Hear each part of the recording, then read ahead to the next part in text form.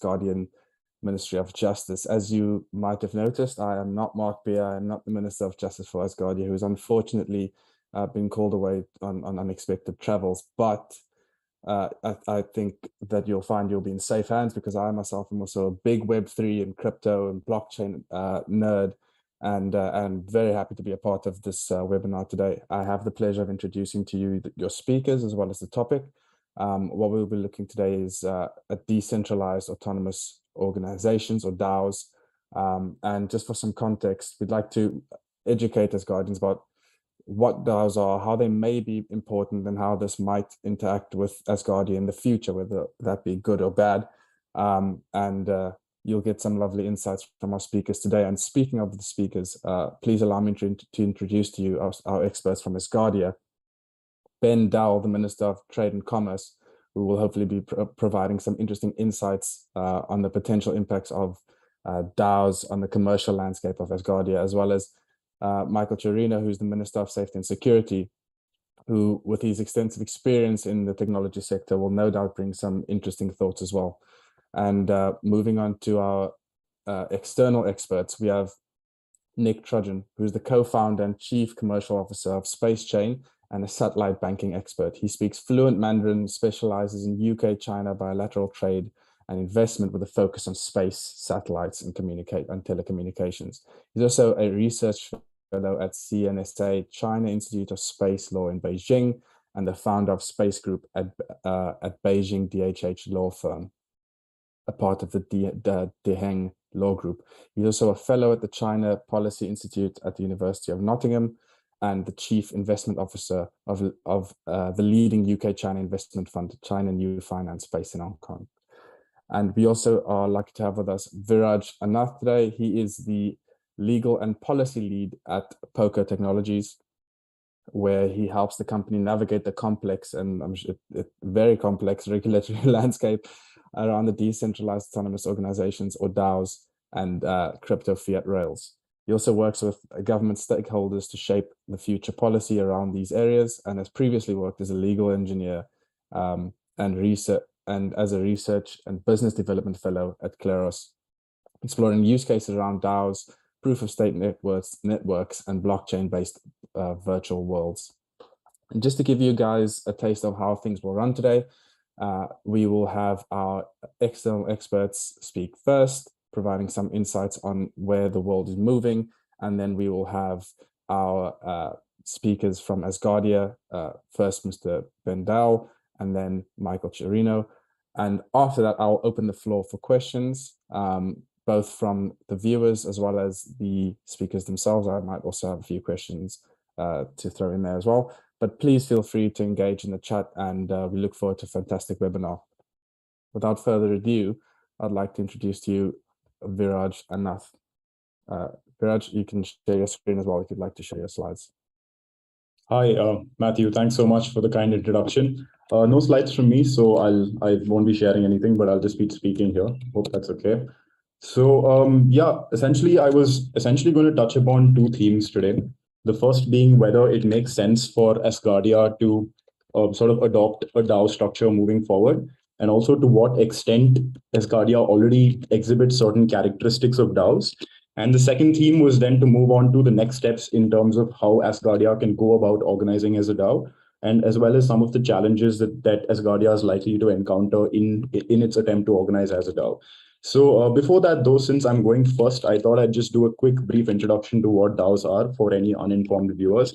So a DAO, there are various ways to define it. There's no standard accepted definition of a DAO. And you probably heard a lot of people asking what this question of what is a DAO, because it's often considered very complicated. But to break it down into its elements, right? DAO, Decentralized Autonomous Organization. I'll start with O. Organization essentially just means that you have a group of people who are coming together for any common purpose. Now, this purpose could be to invest money in other companies. It could be for charity. It could be to provide services. It could be to manage a protocol. Or in the case of Asgardia, for example, it could be to manage a nation state. So that's your element of organization. Next is the element of decentralization. Now, what this usually entails is two things. The first is that this organization or group of people take a sort of decentralized approach to their value creation and value distribution. Now, how that would manifest, for example, is that say you have all members of the DAO having some ownership stake in the DAO entity, as well as having possibly voting rights to decide the future strategy of the DAO. So this is one way, for example, that you decentralize the value creation and value distribution of the DAO. So that's one element of decentralized. And the second other common element to be considered decentralized in a DAO context is that the organization leverages blockchain technology as well as cryptocurrency tokens to sort of operationalize as well as sustain its decentralization. So that's on decentralization. And I think an important element, an important note to keep in mind when we talk about the element of decentralization is that it's not a black and white yes or no determination. It's more of a sliding scale, simply because most DAOs will take more or less decentralized approaches depending on their specific needs and contexts. So that's on the element of decentralized. And the third element of autonomous usually means that some rules or some decisions of the DAO are encoded on smart contracts and take place autonomously without humans or without trusted agents needed to make sure these things take place. So that's just a brief introduction of a DAO. You can think about it as anytime people come together to create value or to do something in a certain area, and they leverage blockchain technology and tokens to help fulfill their aims. So that's very broadly speaking what a DAO is. So moving on to my actual talk now, right? So theme one, does it make sense for Asgardia to adopt a DAO? I was asked to touch upon this question in my talk. And I actually think that it's a very, very interesting question, actually, simply because I find that Asgardia in many ways already resembles a DAO. And moreover, Asgardia already sort of enjoys many of the benefits that today's DAOs sort of enjoy, right? And why do I say this? I say this because Asgardia, based on the way it's currently formed, is what one would call a DAO, or a decentralized organization, as against a decentralized autonomous organization. Now, this term of decentralized organization was actually a term coined by Vitalik Buterin, the founder of Ethereum, to distinguish between DAOs, which are autonomous, from decentralized organizations which are not autonomous, right? So I'd say Asgardia is a decentralized organization. And why that's relevant is because, keeping aside the benefits that come from autonomy or that autonomous element, I'd say Asgardia still enjoys many of the other, if not most of the other benefits that DAOs currently benefit from, such as, for instance, transparency and immutability of its transactions and information on the blockchain, a more fair distribution of value across members. And another benefit, for instance, is the ability to sort of plug into the DeFi ecosystem, because the organization lives on the Qtum blockchain, for example, right? So all these many benefits already accrue to Asgardia, even though you wouldn't consider Asgardia to be a traditional DAO. So I think that's very interesting. I was going to then sort of touch upon why I say Asgardia is a DAO, and that's because it fulfills the two criteria of decentralized and organization. But I've already touched upon that, right? That organization being a group of people coming together, which is satisfied here, and decentralized is also, in my opinion, satisfied here, because A, Asgardia leverages a blockchain and leverages tokens, and B, it prioritizes a very decentralized approach to its governance. The most sort of obvious example being the fact that it has constitutional referendums, right?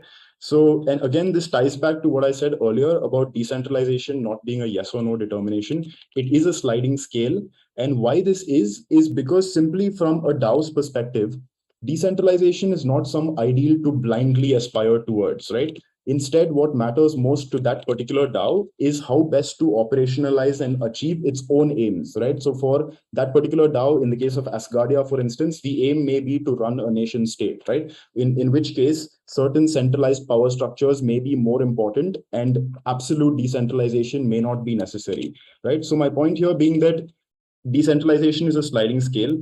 An entity like Asgardia definitely needs some centralization, but as long as they balance this out with a reasonable amount of decentralization that ensures equitable power structures, then I would argue that they do satisfy the test of being a decentralized organization. So that's just the first bit on, how I think Asgardia, A, already enjoys many of the benefits of DAOs, and B, that I think it fits quite squarely into an already existing definition of the decentralized organization, which is just one step below a DAO, right? And so that's the point I'm trying to make here. Now, having established that Asgardia is a decentralized organization, I see sort of two inferences that flow from this, right? First, as already discussed, is that Asgardia already enjoys most of the benefits. And second, I think the more important implication or inference here is that Asgardia already enjoys many of the benefits of DAOs. And why this is because, simply from a DAO's perspective, decentralization is not some ideal to blindly aspire towards, right? Instead, what matters most to that particular DAO is how best to operationalize and achieve its own aims, right? So for that particular DAO, in the case of Asgardia, the moving Asgardia into a DAO structure is not some very, distant and far off goal that Asgardia needs to aspire to, because they are already pretty much there, right? The only missing element right now is having some of its functionality or operating autonomously, right? So that's really the only missing element for Asgardia to become a traditional DAO by definition, right? So, but that in itself is, I think, quite interesting, because my outlook here, my personal outlook here, is that Asgardia should really possibly think twice and think quite hard before deciding to prioritize autonomy and become, a textbook definition DAO. And why I say that is for a few reasons, right? First is some important context. The context being that today there are honestly absolutely no autonomous DAOs, right? And this is something that's been emphasized by Vitalik Buterin himself, because by definition, both by definition and in the context of, and in the DAO space and in the Web3 context, the term autonomy means being able to adapt to subjective contexts and not make and making decisions beyond encoded rules, right? It basically, it's behavior very uh, analogous to how an AI system behaves, right? Adapting to situations and making decisions. Whereas in today's context, no DAOs do this currently. All DAOs instead only automate and don't operate autonomously. So they only automate certain very basic functionalities. So I think that's one very key piece of information that needs to be kept in the background when even deliberating about whether to consider this third element of autonomous and autonomy, right? Now, the second reason why I think, again, we need to think hard about whether to prioritize autonomy is simply because autonomy or automation, be whatever it be. The second reason is because automating sensitive transactions or sensitive decisions is particularly risky in a blockchain context, right? Because once this is stored on the blockchain, in theory, there's no way to reverse this because it's immutable. So, and this is the very reason why we see Web3 companies and DAOs not automating very sensitive decisions, right? The best example is probably that whenever you need to move funds from a DAO's treasury wallet, it often requires the signatures of the multi-sig signers, right? So this is, again, a human trusted agent stepping in, and it's not an automatic or autonomous action, right?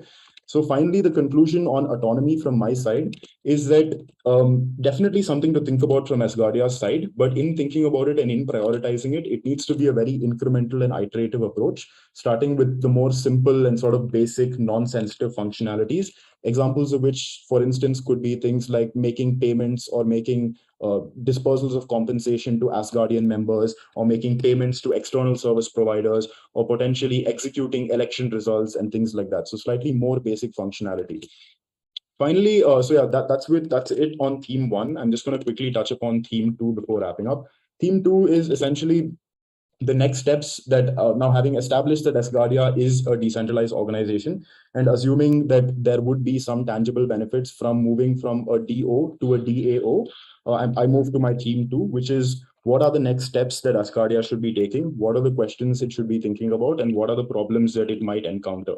So here I'm just going to touch upon 5 areas that I think are important for Asgardia to think about now, because Asgardia is already positioned as a sort of nascent token-based decentralized organization. So moving from here to a more sophisticated DAO, these are some important areas to keep in mind. First, I think, is tokenomics, and just generally both how to structure tokenomics initially when you create the token and when you create the token-based community, but as well, and this is a very often overlooked part, how to constantly rework the tokenomics as necessary depending on changing circumstances, right? So just for example, you often have protocols which suffer hacks or exploits or have certain bugs, right? And this is one very common reason why you may often need to rework the tokenomics. So this is also something to generally keep in mind. And just generally for the information of people who may not be aware, tokenomics, the term, is sort of a combination of the word token and economics. And this area, tokenomics, largely deals with how we can use and structure tokens to create sustainable digital ecosystems. So tokenomics, for instance, would involve thinking about things like what is the supply of the token, how do I determine the price of the token, how to prevent token concentration in the hands of a few people. So these are all facets of tokenomics. So this is just one area that we need to think about, how we structure tokenomics, as well as how we constantly change to adapt to changing circumstances. Next area to think about, second, is also a very big issue that we as POCO have encountered when we've spoken to a lot of users, that is stimulating participation in DAOs, right? We've noticed that a lot of DAOs are very commonly confronted with low participation rates by everyday members, right? That your everyday members who technically are supposed to be involved in creating value, they often don't have the proper incentive structures to be involved in creating value, right? And this is why, again, when creating a token-based community, it's very important to think about how you are structuring your incentives as well as your distribution models, right? To give a few examples, DAOs commonly use different forms of incentive structures, such as bounties and grants, which are designed specifically to reward part-time and flexible work, right? So that DAO members who may also have full-time jobs are able to do small things here and there and create value for the DAO, right? So that's one example of incentive structures. Similarly, many DAOs take a distribution model of only rewarding tokens to members who create value, right? Meaning members cannot buy tokens and people cannot buy tokens. The only way you really get this token is by creating value for the DAO. So these are just ways, that DAOs can create the right incentives and the right drivers at the nascent stages. So yeah, that's on stimulating participation. A few other quick points is, third, I think one area that Asgardia should definitely start thinking about is treasury management, because I realize that you have your own cryptocurrency. I realize that it's backed to the euro, but I think just generally something to start thinking about moving forward would be if there are different ways to diversify the way you manage your treasury and earn yield on your treasury.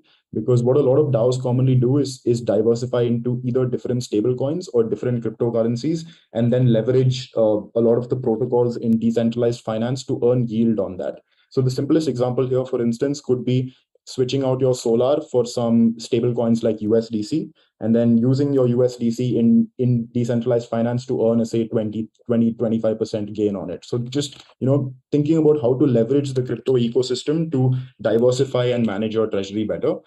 Fourth is, I think, thinking through token utilities, right? Because now you have this token called Solar. I think at this nascent stage, it's very important to ensure a proper balance between supply and demand, meaning that there should be enough utilities or enough demand for the token. Like members should be able to use the token to exchange it for certain benefits, or to, put it to use in a certain way, like through voting rights or through exchanging it for certain services or certain benefits or certain rewards. So you just need to really think through what kinds of utilities you can have. And finally, the last point, I think, which is important to touch upon, is the whole legal aspect, because naturally it's a very complicated, unclear space. The laws are very, very unclear. But a few specific issues to think about, I think, are, one is securities laws, because I did read somewhere on the website that that Asgardia is considering structuring Solar as a security token. I'm not sure if I may have misunderstood, but essentially that is a consideration, because when you are offering tokens to US citizens and potentially accepting money from them, that may trigger securities laws compliance obligations. So just the whole securities angle is one thing to consider, especially if you're interfacing a lot with US residents. And second, I think the second important angle of the whole legal discussion is whether and where to potentially incorporate or have a legal wrapper. So this is also a very popular discussion in DAO circles, because without incorporating or adopting a legal wrapper, DAOs often lack legal personhood, and they cannot contract with people in the real world, and they cannot own real world assets in the DAO's name and stuff like that. So there are a lot of benefits from legally incorporating your DAO. But again, not sure whether that's something that's suited to Asgardia's context. So with that, yeah, I think that's pretty much all I wanted to touch upon. And I think Thank you very much, Viraj. After that. And I think you touched on some questions that I had as well, particularly around the major legal issues.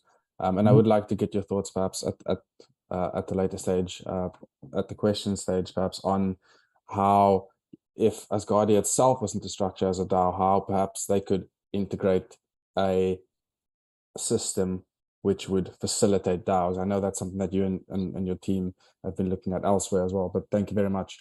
Now we move on to Nick, who will be speaking to us as well with his insight as a satellite banking expert. Hello, everyone. I'm going to share my screen.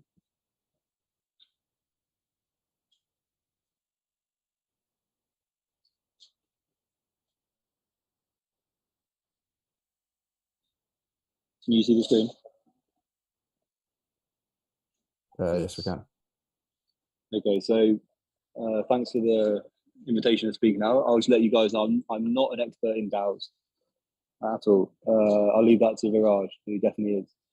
But I think we have some experience in the last few years on building some technologies that are related to DAOs and space and blockchain and things like that. So what I'll do is just give a overview of what we've been doing at Space Chain over the last few years, and then relate that and link that back to Asgardia and DAOs and see if there's any ideas.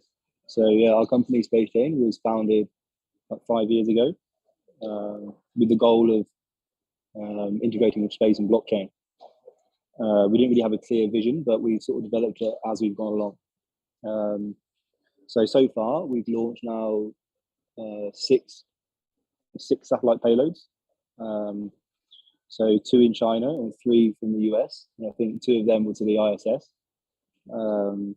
So this is our team. So we've got me, Jeff Garzik, who was a Bitcoin core developer with Satoshi Nakamoto.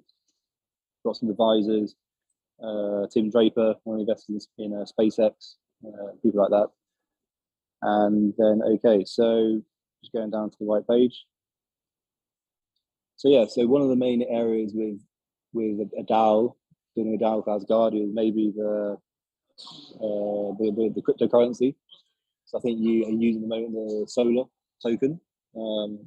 So one of the things that we're working at Space Chain is building a space wallet. So all our payloads at the moment have all carried different types of open source cryptocurrency wallet to hold Bitcoin, Ethereum, and different cryptocurrencies. So this is a big part of what we're trying to do at Space Chain, is to build maybe something like a space bank. So here, if a DAO made sense for Asgardia, then I think I'd be happy, and we'd be happy to try and contribute something with the Space Chain wallet, which is already quite well developed. We have some good banking partners and some banking customers to bring on board for that. So yeah, this project was actually funded in the UK by ESA. So we got accepted into the ESA program to develop this space wallet, and now moving on to another stage of ESA funding. So in terms of the DAO, yeah, this is some news about one of our launches here. I think it was the first Bitcoin to the ISS. Yeah, I'm sorry if this presentation is not particularly DAO focused, but as I say, I'm not an expert in DAO, so I'll just give a sort of overview of what we're doing and see if that makes any sense. The second thing we're working on is satellite handheld device. So at the moment, obviously, a lot of the world population doesn't have good internet connection or has no internet connection. So that's why Starlink, SpaceX are trying to build a satellite internet. I think they partnered recently with T-Mobile to allow users to access the Starlink satellite from their mobile phone. So that's something we're trying to do now also at Space Chain, and that could also be potentially useful for Asgardia if, for example, Asgardia citizens wanted to access their treasury or the bank account with Asgardia via their mobile phone through a DAO. That could be something that could be interesting. Viraj mentioned before about the stable coin and maybe tying the token to the USDT. That's an interesting idea. So this is a photo of the Space Chain handheld device we're building to make sure that the connection with the satellite is away from the internet. So obviously the internet is a big cause of hacking and cryptocurrency exchanges, etc. So yeah, we want to see if we can use the handheld device to ease some of the security problems with crypto transactions and exchanging the wallets. Yeah, why blockchain space? I won't talk about this too much. I think everyone here knows about this, but the idea we had was to tokenize space data, tokenize space resources, smart contracts for space operations, and to build a trustless network of satellite nodes to allow collaboration with satellites in different jurisdictions and different nations. So this is one of the projects we're working on that could be relevant for a DAO and Asgardia. It's there's some synergy. So this is one of the projects we have in the UK. It's funded by ESA, called Store 4EO, which is like a marketplace, like an Amazon or eBay for satellite data. So one of the ideas here is that you can potentially use a DAO to allow all the participants to share information securely and autonomously with all the data linked to a token. And as Viraj said, to maybe have people contribute to the platform. If their satellite company contributes useful EO data and images to the platform, they then get paid in a token. So the DAO structure could be useful for this. And I don't know if Asgardia has plans to do anything in the area of EO in the future, but this could be a potential area of collaboration. So that's that one. And another key one we're working on, which could be relevant to Asgardia and the DAO, is the decentralized satellite infrastructure. So this is funded by Innovate UK, the UK government. And the idea we had here was to build, rather than have one company like SpaceX or Blue Origin to build a constellation of thousands of satellites. Instead, you do it democratically and peer-to-peer, and you allow different participants to add their CubeSat to the network and have a blockchain protocol managing that network. And it seems to me like a DAO could be useful here, because a lot of these satellites might be from different jurisdictions. They might not trust each other, so they might benefit from having the DAO structure there. Also, they might be autonomous in the future when you've got autonomous satellites. And then here, maybe with Asgardia, we could potentially work together on building a constellation for Asgardia itself, in a partnership with Space Jam. I think that'd be quite interesting. This is the constellation architecture. So at the moment we have 6 satellites in the constellation, and we're launching a few more soon as well. This is the project with Innovate UK, and so this is one of our ideas here with the DSI network. The decentralized constellation is to set up different working groups, and my idea here is maybe we could have a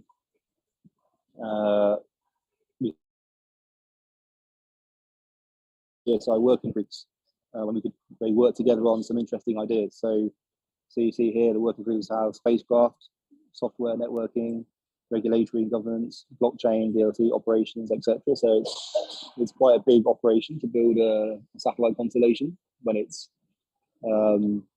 built by many different participants. So it'd be great to maybe have Asgardia to join one of these working groups and see if we can build a DAO together with Viraj and you guys. So yeah, Digital Earth. This is one of our projects also with ESA in the UK, to build like so you've got digital twins on planet Earth of cities.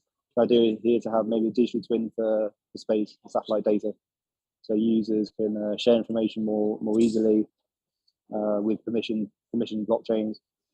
Space Mission Studio, so yeah, helping companies do space missions, helping them do a mission for a good price. And yeah, that's my presentation, and I hope it was useful. I'm sorry if it wasn't too DAO focused, but yeah, thank you. Fantastic. Thanks so much, Nick. Really appreciate it. And again, I do have a couple of questions when we get to the end, particularly relating to interactions between DAOs and some of the other entities. But I think that is a good time to bring Michael in with his insight into safety and security. Hello, how are you doing? I will share my screen. Let me know if you can see that. Yeah, I can. Okay. So we don't have a lot of time. I don't have a lot of time to get into all the different layers of DAOs and how Asgardia could use them. Obviously, we only have a few minutes to discuss this, and we could talk for hours on the rich ecosystem and the layers of issues that DAOs present. but we're going to do our best to give a high-level summary. And the logic that we're going to use to analyze the different components of the DAO really apply to even the things we're not discussing. So hopefully it makes sense. So basically, we're looking at what do DAOs provide for Asgardia and what risks do they present. So to start with, the concept of DAOs, I kind of analogize them to matter synthesizers on Star Trek, in which everyone agrees it's a fantastic idea, but no one has quite cracked how to make it a reality in the way that the original concept was envisioned. And if anyone who's watching hasn't seen the program Star Trek, it takes place in the future, and if you want some food or clothing or cigarettes or anything, you just walk up to a hole in the wall and push a button, and it is immediately created for you at no cost with no fuel. And this has revolutionized humanity because there's no longer any war over resources or things like that, because anything you want can just be immediately created, essentially for free. So when we look at the concept of a DAO and we look at where humanity has come since the inception of the internet, and it's obviously a fantastic idea, and the technology now makes it possible. But there are a lot of promises that DAOs make that we have not quite realized yet, and that's what we're going to discuss. And it's important when we talk about that to look at for example, the automobile. Automobiles are incredibly dangerous, and if you do not respect the complexity and the danger of the machine and of the mechanics of operating it out in society, you could be seriously injured, you could be killed, you could cause a lot of damage to yourself or to other people in your society.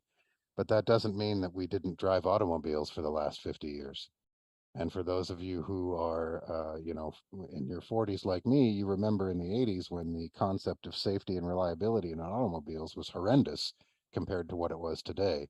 And in the 50s and the 60s, even more so, there were some cars that were essentially death traps, but we still drive them because they're still incredibly useful towards our progress. So although as the Minister of Safety and Security, my presentation is largely focused on the potential drawbacks of the current implementation of DAOs, that doesn't mean that we shouldn't keep pursuing them in every way possible, the same way that we all got in our cars in the 70s and the 80s and drove to work.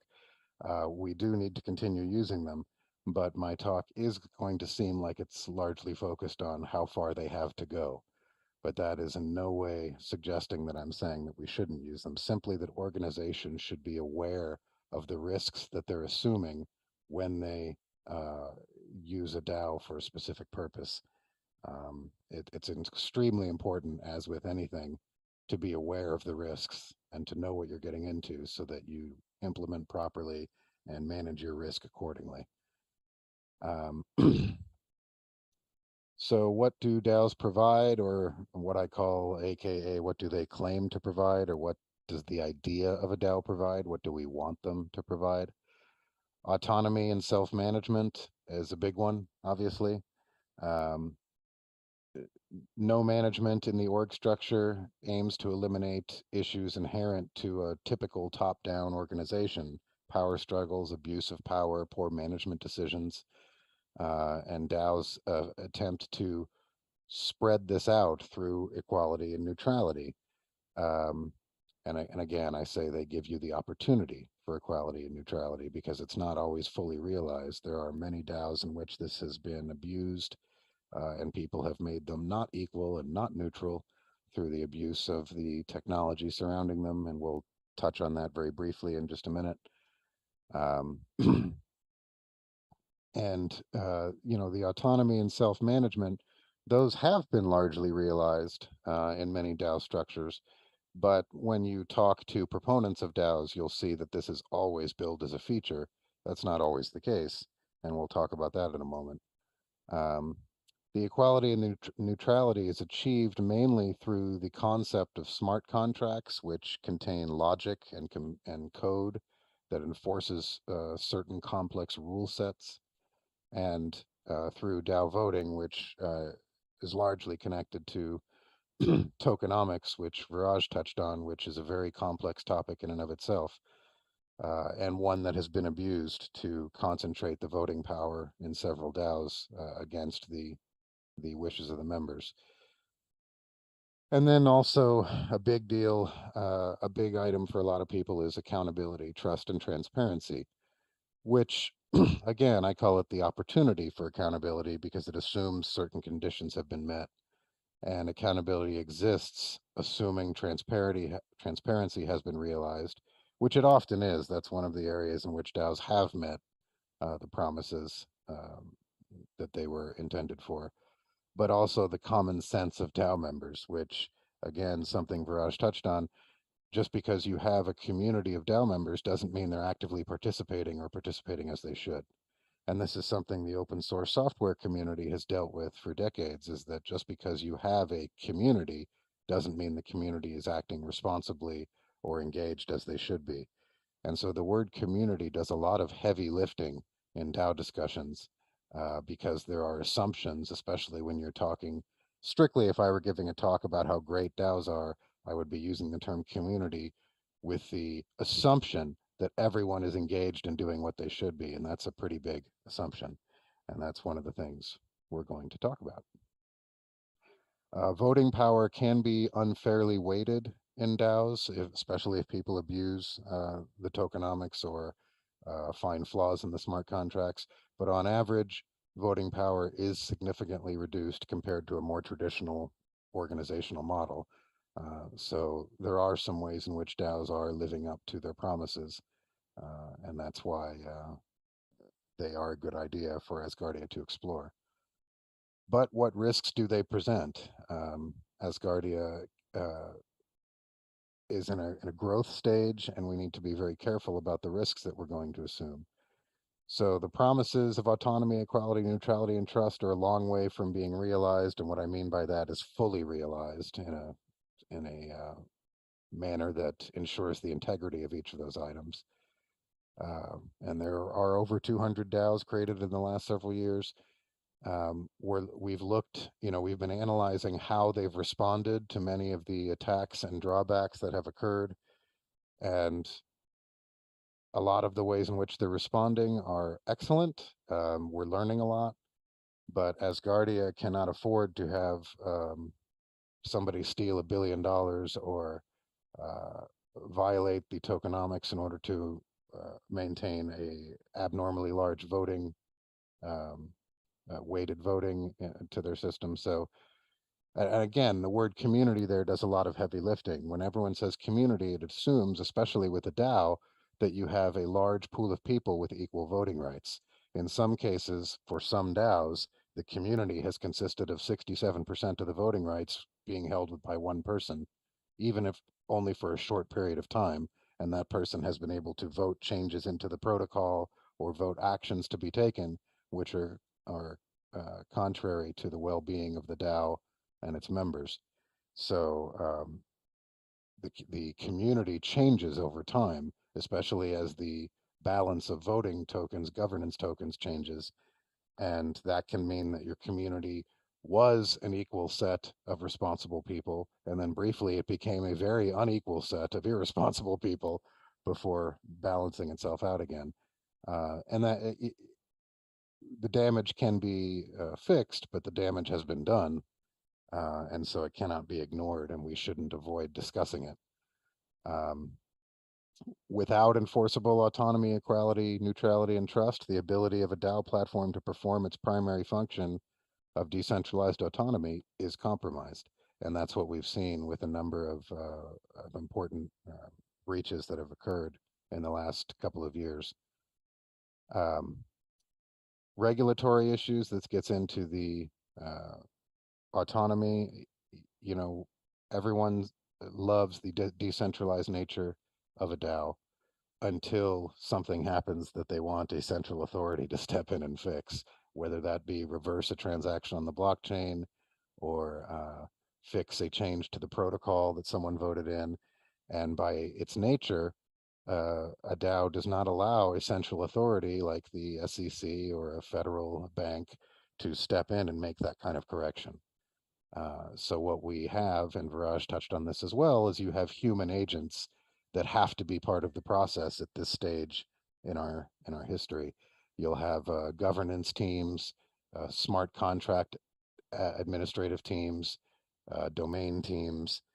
And these DAOs always use the word team to describe these people, but they might actually be talking about one person handling the smart contract, one person handling. So just because you're using the word team doesn't mean you have 20, 30, 40 responsible individuals coming to a consensus on how to fix one of these breaches. Often you'll have a very small group of people with a abnormally large amount of control. And we've seen that like with the Maker DAO breach. In order to resolve the voting governance concentration that occurred, they had to make changes to the protocol, which removed some of their safety layers and put the voting control in the hands of just a few people for the purposes of fixing the problem. And they were very transparent about this. They notified their entire group on how the problem was going to be fixed. And it's quite possible all the members will agree with all the things they decided to do, but that doesn't change the fact that it's no longer truly decentralized, at least for a short while these issues are resolved. So just to give you an idea, within the first quarter of 2022, that's 3 months, people lost over 682 million US dollars due to hacks and breaches of smart contracts and voting governance abuse. And over the past year, organizations have lost over 3 billion.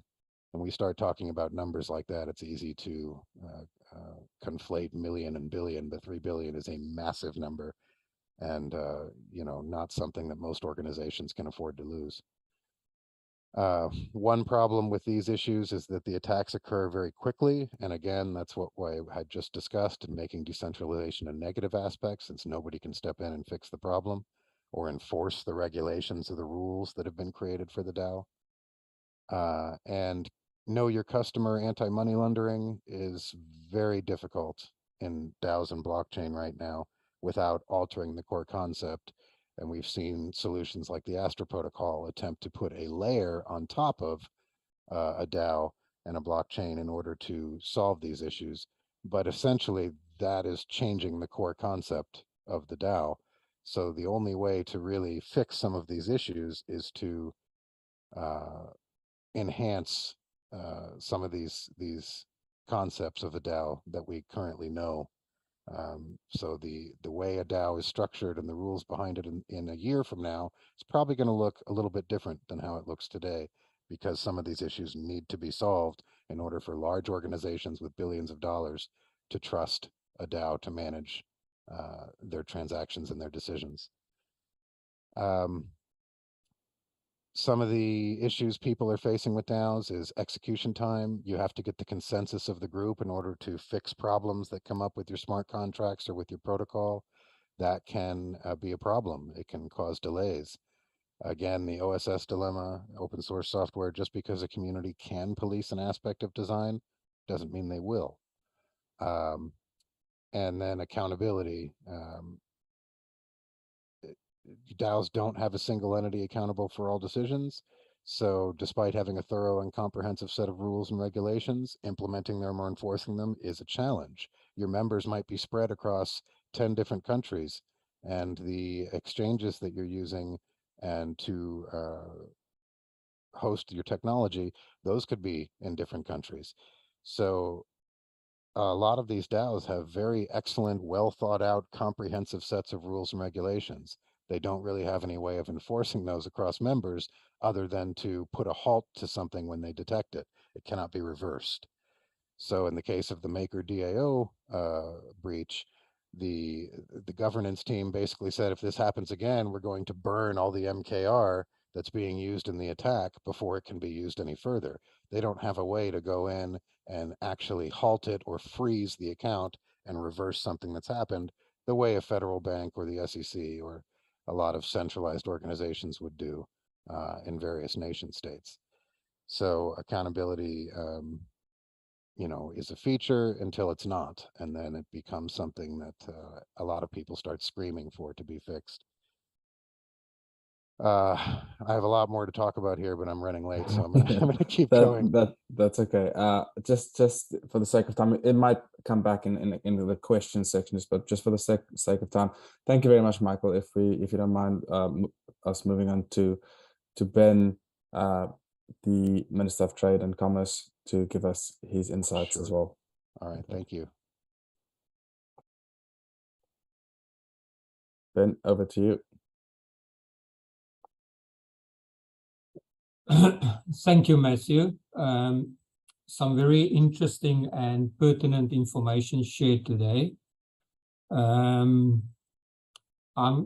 Because of the time constraint, I'm not going to do my original talk, so I'm just going to basically respond to what's been said yet up till this point.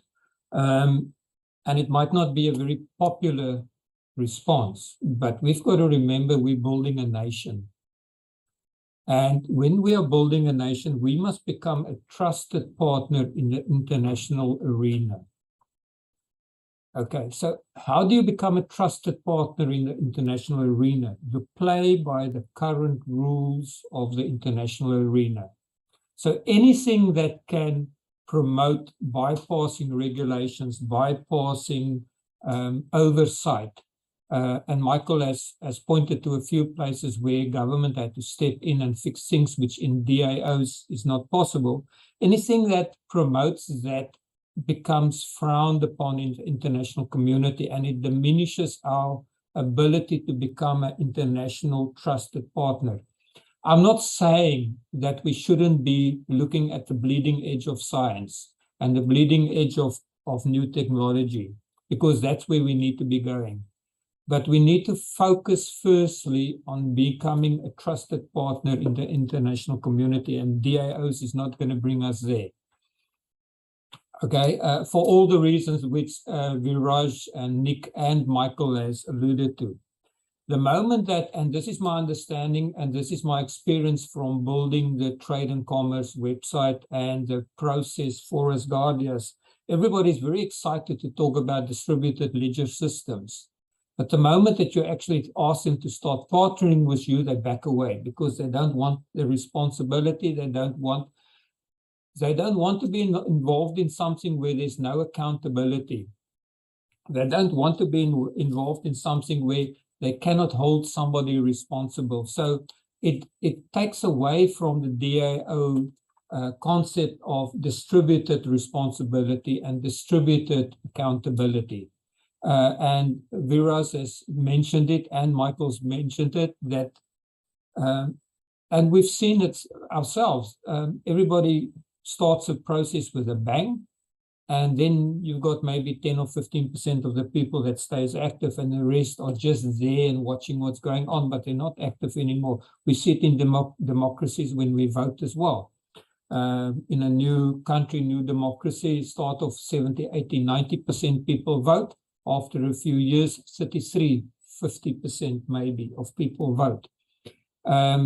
So all of these issues which has been raised by the DAO are valid.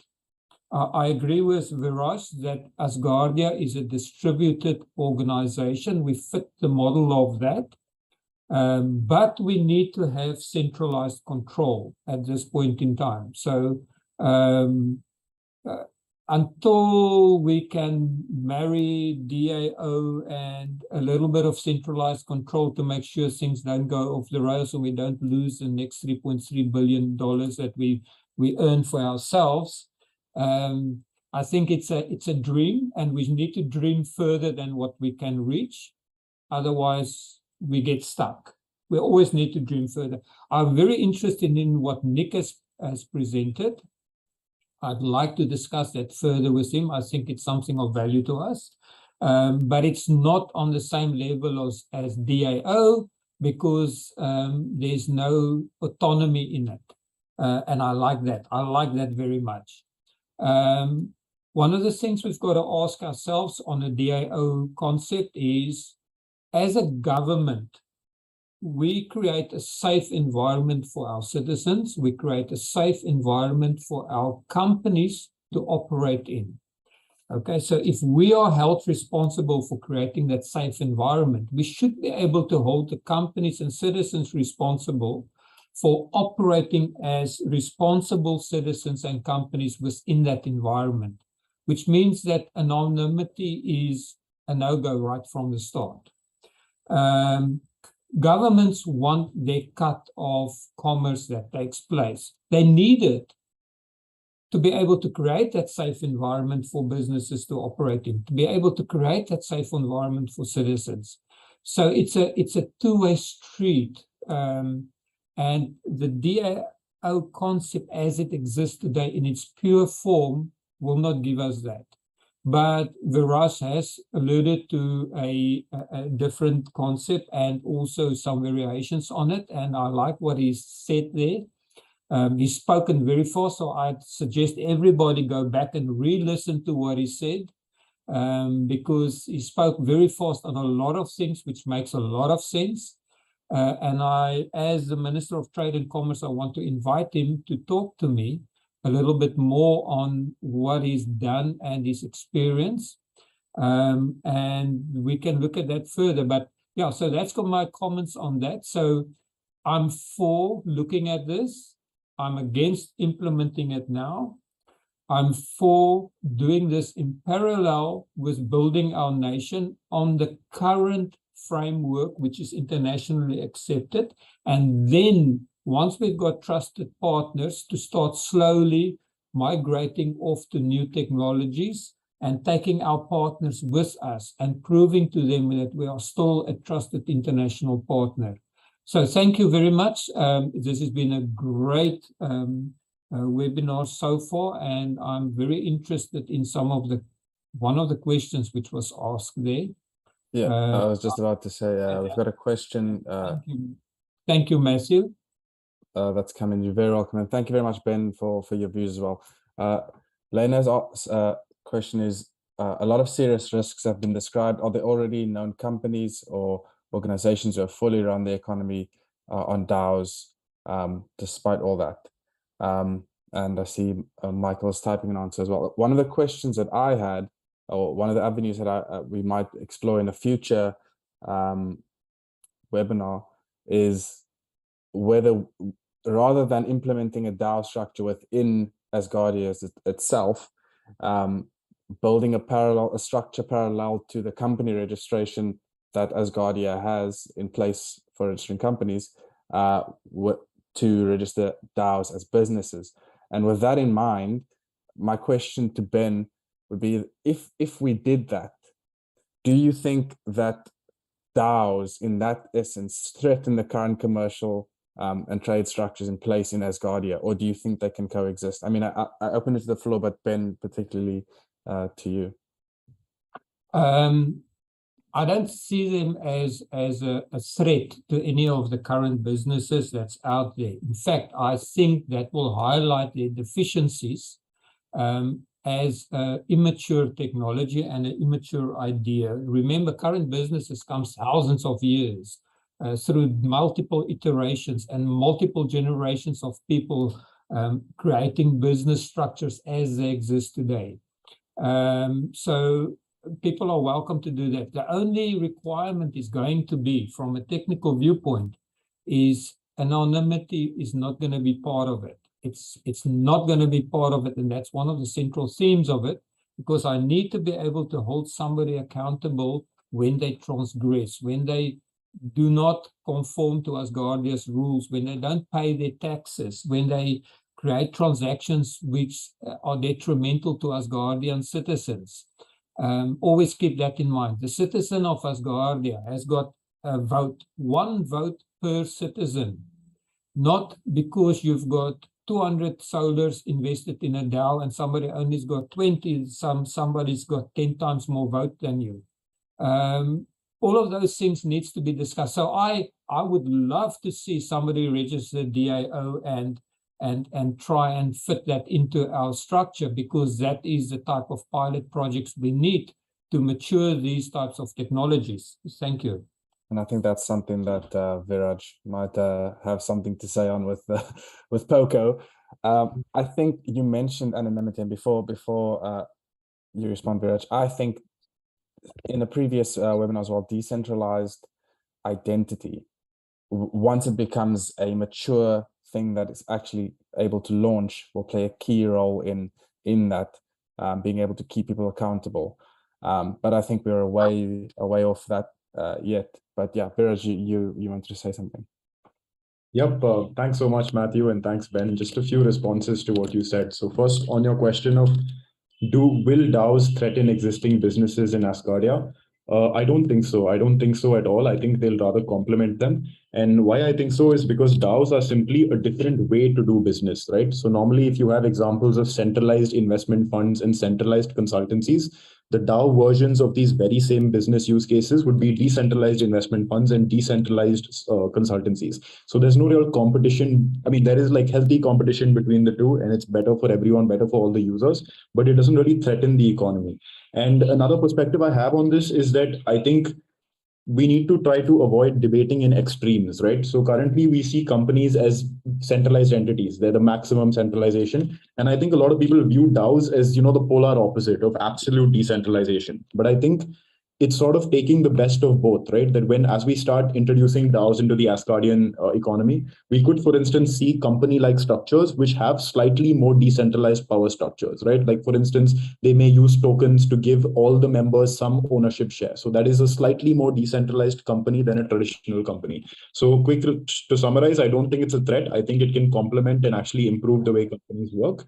And just two other quick things on anonymity and decentralized identity. Ben, you mentioned that anonymity is a very important requirement. I agree. I think that a lot of DAOs do prioritize anonymity, but I do think that, again, based on the purpose, that this is something that can be done away with. For example, if you have a company which needs to be structured as a DAO, there definitely you would require the members to be identifiable because, you need to hold them accountable. And finally, Matthew, on your point of decentralized identity, I think it's very interesting. I think it's still a way off. And again, I don't know too much about decentralized identity, but the way I understand it is that all it allows you to do is prove that this wallet belongs to one unique person and that unique person can't create many other wallets. But what I think decentralized identity doesn't allow you to do is to actually identify that person, to like have their name and their address. So that's one difficult way to go about accountability. But just one plug here of Kleros. So Kleros is an entity that I did a fellowship with previously. They have this very interesting concept called proof of humanity, which is actually, a decentralized way to authenticate identity. So what they have there is humans from around the world. I just like hold up a paper with my unique government number and I introduce my name and say something about myself. And humans from around the world who are selected in a decentralized way using blockchain technology, they authenticate that I'm a genuine person, that I'm a unique person. So this is, for example, one way to have identity be revealed in a decentralized way. But yeah, that's just my thoughts on this. Very, very, very interesting. And I think we could all agree we could speak for the next 2 or 3 hours on very easily on this topic. I think I just had one more question. I think Nick might be best placed to answer this. Is we've looked at the potential briefly now at the end of the conversation on introducing companies and structures. How do you think DAOs can change the way we interact with entities like banks? And do you foresee a future where we have a DAO bank, perhaps using the space chain example? Is that something that you and your team have thought about? Is it something that you even think is possible? Yeah, it's a good question. I think I sort of agree with Ben on this, that the main challenge is making sure that everything that Asgardia does and Space Chain does is in line with current like legal requirements and working with trusted partners. I think it's hard to like give a clear answer with this because there's so much potential, as we know.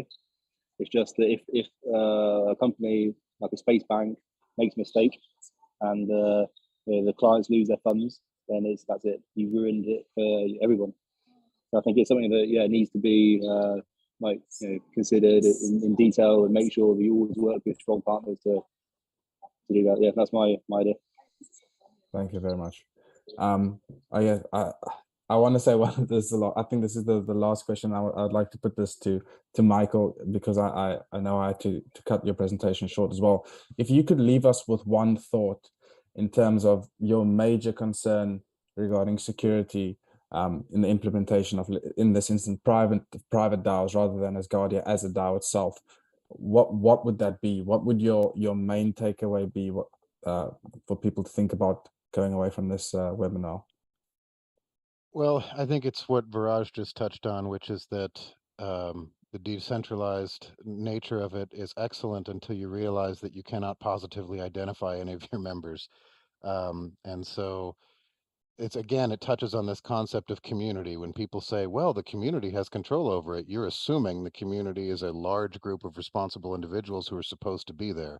What if it's 1,000 fake identities created by somebody? If all you need is an email address to join the DAO, then one person could have 20 separate identities.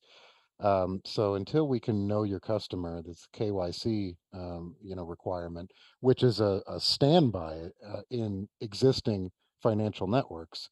KYC is a requirement for SWIFT transactions between countries, for even transactions if I want to send money to someone else at my own bank. They know who I am and they know who that person is, and that's why I'm able to transfer money.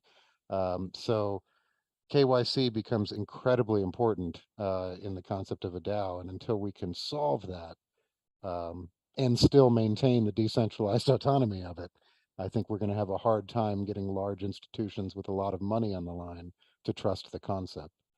So that's my big takeaway, is that we need to see certain improvements on the protocol of DAO structures, which make it possible to still live up to the promise of a DAO without people abusing it essentially with impunity. Most of the fixes to DAOs today involve simply freezing the problem or burning the currency used with it. They cannot reverse the problem. And even that Astra protocol, which I mentioned, they say, well, we're going to ensure fraudulent transactions. Okay, do you have 3 billion in liquid insurance funds? Because that's how much was stolen this year from DAOs. So insurance companies are only as good as the solvency behind their underwriting. So, there's a lot of technologies and spaces who are seeking to improve it, and I am behind all of them. I just need to see them get more mature before I can recommend them to like a central bank or an entire nation. But we're working on it. Fantastic. No, that's all very interesting. And I think DAOs are very much in their infancy. And this is a conversation that will be continued for years to come, both within Asgardia and beyond. But that brings us, everyone, to the end of another fantastic and very, very interesting webinar, which has been very, very enlightening. I think I've left this with a lot more knowledge, and I've come, and I hope that everybody else feels the same. I'd like to thank Ben, Michael, Viraj, and Nick for their fantastic insights, and best of luck to everybody moving forward with the conversations between Ben and Nick and Viraj and everyone. And I look forward to what everybody builds in the future. Thank you very much for coming, and we hope to see you soon.